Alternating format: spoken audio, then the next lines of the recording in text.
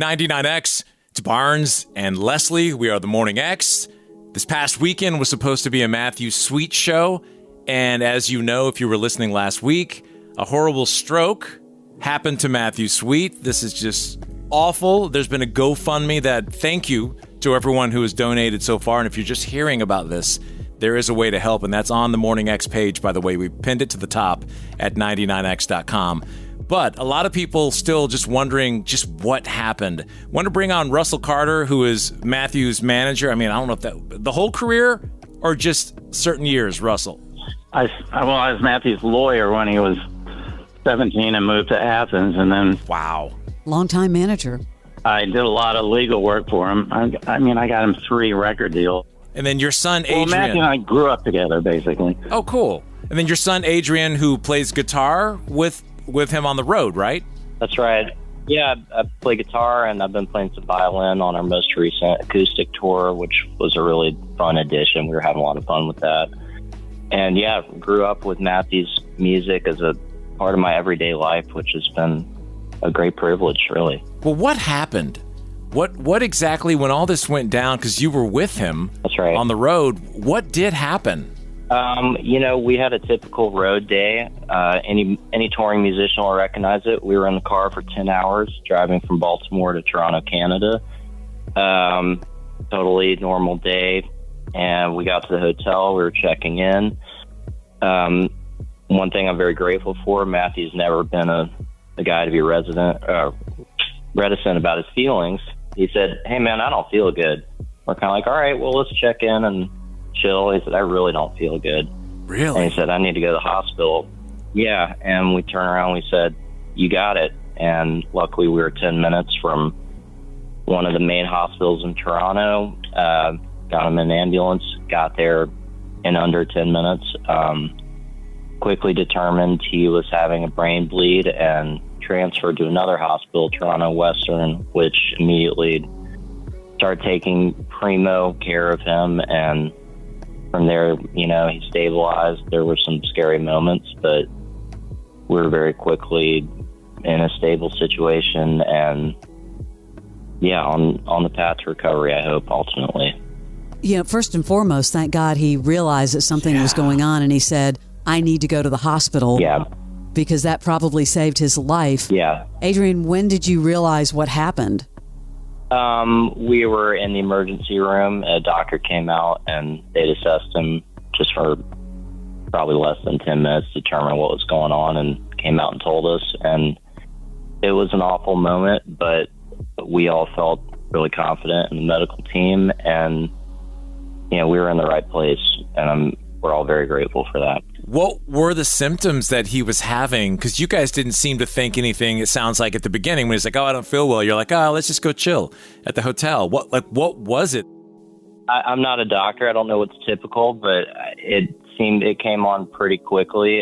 He was nauseous and clammy, and his temperature dropped. I know his heart rate dropped pretty significantly, and it was kind of a slow motion sit down, and then I feel like I need to lie down, and then from there it was pretty much, I know I need to go to the hospital. And again, I'm very grateful for the fact that Matthew doesn't hold back. Yes. You see it on stage.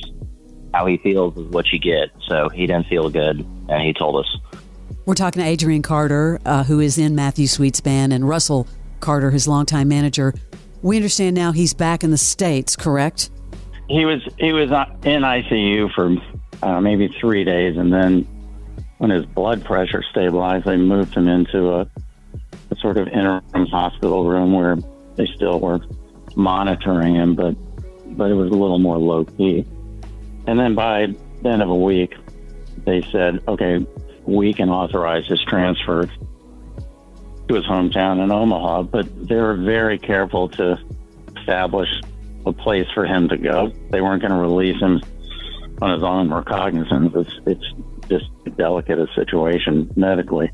I know in a stroke, they sometimes say the quicker you get to someone, the better, it's going to be in the future moving forward. Do you have any idea, how long of a recovery or what type of recovery? Will he come back to 100%, or do they even know?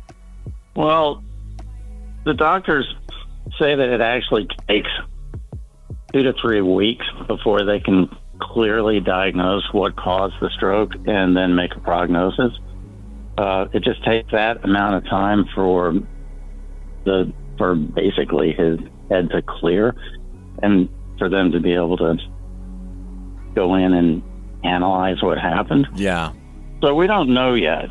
But he was transferred to a rehab therapy hospital, and just right off the bat, they started, giving him thorough tests and started various kinds of movement therapy.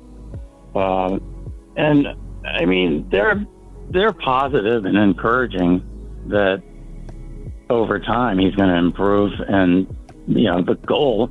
I mean, I saw a chart that they sent me. The goal is for Matthew to, when he's finished, to start playing guitar and singing. It's not walking and talking; it's playing guitar and singing. That's their goal. That's amazing. Well, you guys shattered the GoFundMe goal, which was at $250,000, and as of at the end of the week last week, you were already up over $300,000.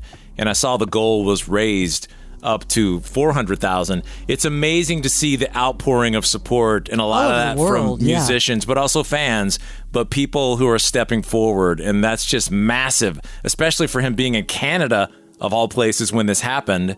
When you don't get the free med stop when you're an American in Canada. No, you don't. No. Yeah, I mean, the support has been like overwhelmingly positive. I mean, I told somebody I feel like I've heard from everyone I've ever met since 1980 when I got out of law school and got in the music business. I mean, the fans, family people, just I think anyone who's ever bought a Matthew Sweet record and enjoyed his music wants to contribute, and they're just coming out of the woodwork. It's just been amazing. Well, he has, Matthew Sweet has so many ties to Georgia, and obviously we mentioned this the other day, Russell, he's such a part of the DNA of 99X. We'd really love to stay in touch with you about this and kind of give updates along the way to all the fans. More than happy to stay in touch, and we appreciate all y'all's support. It's been tremendous. Can I tell a quick story? Brian Phillips story. I met Brian over the phone when I think he was working in Philadelphia, driving down to Atlanta to start 99X. And he got hold of me and said, listen, I was driving down. I heard this song on the radio. I pulled over and called the station. And I said, what is that? And they said, it's girlfriend, Matthew Sweet. And he said, so I had to find out who the manager is, and I got hold of you. And he said, I'm going to put that on the radio. I love that song. I think it's a hit. And that was the start of our relationship with 99X. And you guys are as instrumental as any station in breaking his career wide open. So we go way back. Well, we can't wait to support his career moving forward, and that song is just one of my favorites of all time, which is why I'm about to play it. But if you would like to help in the GoFundMe, you can still find it. You can just search Matthew Sweet GoFundMe, or you can go to the top of the Morning X page at 99x.com. We have it pinned right there under the podcast player. You can't miss it if you would like to help Matthew Sweet. Russell, Adrian, thank you very much for joining us. Thank you, guys. You're more than welcome. Matthew's in our hearts, our prayers. Thank you. Thank you, Leslie. Matthew Sweet is on 99X.